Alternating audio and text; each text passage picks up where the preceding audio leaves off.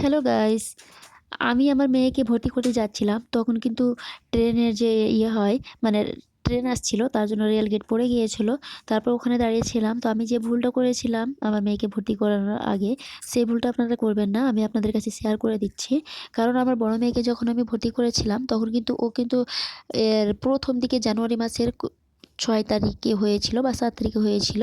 তারপরে কিন্তু ৬ দিনের জন্য, মাত্র ৬ দিনের জন্য ১ বছর পিছিয়ে দিয়েছে। আর আমার এই মেয়েটা ২ নম্বর মেয়েটা ব জন্ম নিয়েছিল বছরের শেষে, মানে ডিসেম্বর মাসে জন্ম নিয়েছিল। তো আমি ভাবছিলাম যে আমার মেয়েকে ৬ দিনের জন্য পিছিয়ে দিয়েছিল। তো ৬ বছরে ভর্তি নিয়েছিল। তো সেরকমভাবে আমার মেয়েকে নিয়ে গিয়েছিলাম। তবে সেটা কিন্তু হয়েছিল না।